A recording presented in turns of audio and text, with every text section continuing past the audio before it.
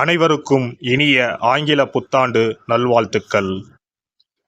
பிறக்கும் இந்த புதிய ஆண்டில் உங்கள் வாழ்வில் மிகுந்த சந்தோஷமும் வளமும் பெற்று புதிய இலக்குகள், புதிய வாய்ப்புகள், புதிய வெற்றிகளுடன் இந்த 2024ஆம் ஆண்டு அமைய எல்லாம் வல்ல இறைவனை வேண்டி விரும்பி கேட்டுக்கொள்கிறேன். நிகழும் ஸ்ரீ மங்களகரமான சோபகிருது ஆண்டு ஜனவரி மாதம் 1ஆம் தேதி மார்கழி 16 அன்று பஞ்சமி திதியில் மகம் நட்சத்திரத்தில் கௌளவம் கரணத்தினில் சித்தயோகம் கூடிய நன்னாளில் இந்த ஆங்கில புத்தாண்டு பிறக்கின்றது. புத்தாண்டின் கிரக நிலைகளை ஆராய்ந்து பார்க்கும்போது குரு பகவான் மேசராசியில் வக்ர நிவர்த்தி அடைகிறார். ராகு பகவான் மீனராசியிலும், சனி பகவான் கும்பராசியிலும், புதன் செவ்வாய் சூரியன் தனுசு ராசியிலும், சுக்கிரன் விருச்சிக ராசியிலும், சந்திரன் சிம்ம ராசியிலும், கேது பகவான் கன்னி ராசியிலும் சஞ்சாரம் செய்கின்றனர். மே 1ஆம் தேதி குரு பகவான் மேச ராசியில் இருந்து ரிஷபராசிக்கு பெயர்ச்சியாகின்றார். அக்டோபர் 9, 2024இல் குரு பகவான் ரிஷபராசியில் வக்ரகதி அடைகின்றார். இதனால் அனைத்து ராசிக்காரர்களுக்கும் யோகம் அடைவார்கள். ஜூலை 29ஆம் தேதி முதல் நவம்பர் 15ஆம் தேதி வரை சனி பகவான் வக்ரகதி அடைந்து பின் நேர்கதி அடைகிறார். எல்லோரிடமும் அன்பாக இருக்கும் தனுசு ராசி அன்பர்களே, உங்கள் கிரக நிலைகள் ராசிஸ்தானத்தில் சூரியன் செவ்வாயும், சகோதரஸ்தானத்தில் சனியும், சுகஸ்தானத்தில் ராகுவும், புத்திரஸ்தானத்தில் குருவும், பாக்கியஸ்தானத்தில் சந்திரனும், கர்மஸ்தானத்தில் கேதுவும், போகஸ்தானத்தில் சுக்கிரன் புதனும் உள்ளனர்.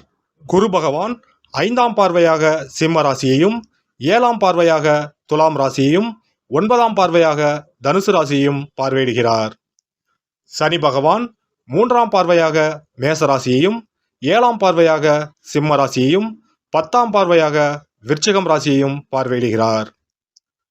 பிறக்கின்ற ஆங்கில வருட புத்தாண்டில் இருக்கக்கூடிய கிரக நிலைகளின் அமைப்புக்கு ஏற்ப வாழ்க்கையில் இனி வரப்போகின்ற நாட்களில் ஏற்படும் சுபம் மற்றும் அசுப பலன்கள் என்ன என்பதை நாம் அறிந்து கொள்வோம்.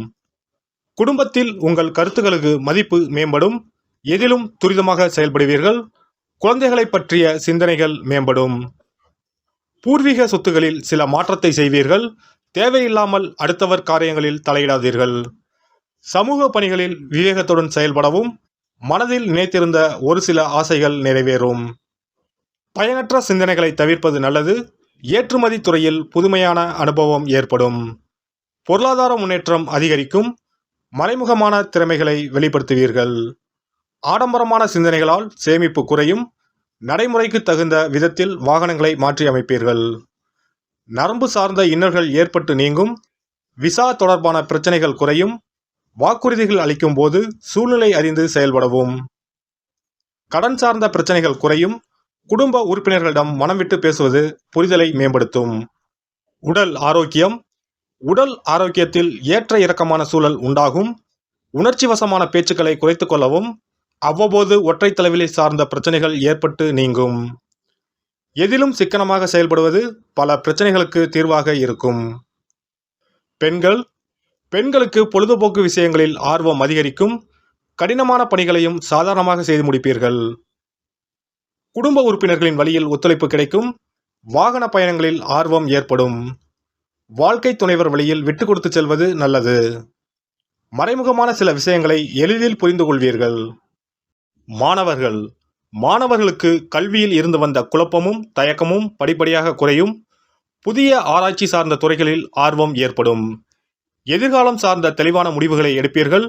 விளையாட்டுத் துறைகளில் திறமைகளை வெளிப்படுத்துவீர்கள்.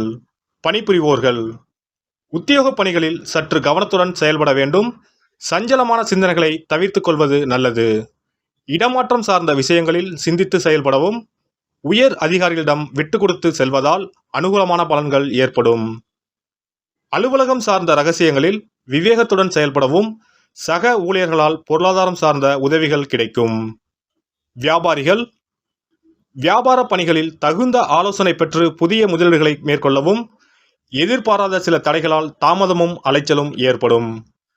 நடைமுறை வியூகங்களை அறிந்து செயல்படவும். வழக்கு சார்ந்த விஷயங்களில் சில மாற்றங்கள் ஏற்படும். அடிக்கடி பயணங்களை மேற்கொள்வதற்கான சூழல் உண்டாகும். தொழில் நிமித்தமான சில தந்திரங்களை புரிந்து கொள்வீர்கள். கலை சார்ந்த துறைகளில் புதுவிதமான அனுபவங்களை பெறுவீர்கள். எதிர்பார்த்த சில வரவுகள் தாமதமாக கிடைக்கும். அளவான பேச்சுக்கள் உங்கள் மீதான நம்பிக்கையை மேம்படுத்தும். வெளி வட்டாரத்தில் திறமைக்கு உண்டான மதிப்பும் மரியாதையும் கிடைக்கும். கடைசி நிமிடத்தில் நேச பணிகளில் சில மாற்றங்கள் ஏற்படும். சுபகாரியம் தொடர்பான விரயங்கள் உண்டாகும். வீடு மனை வாங்குவதில் ஆர்வம் ஏற்படும். அரசியல்வாதிகள் கட்சி சார்ந்த பணிகளில் விவேகத்தோடு செயல்படவும். உடன் இருப்பவர்களிடம் முன் கோபமின்றி செயல்படுதல் நல்லது. பலதரப்பட்ட மக்களின் அறிமுகம் ஏற்படும். எதிர்பாராத சில பயணங்களால் உடலில் ஒருவிதமான அசதி உண்டாகும். ஆதாரம் இல்லாத கருத்துக்கள் கூறுவதை தவிர்ப்பது நல்லது. செவ்வாய்க்கிழமை தோறும் நல்லெண்ணெய் தீபம் ஏற்றி முருகப்பெருமானை வழிபாடு செய்து வர சிந்தனைகளில் தெளிவும் மனதளவில் உத்வேகமும் பிறக்கும். சிறப்பு பரிகாரங்கள்.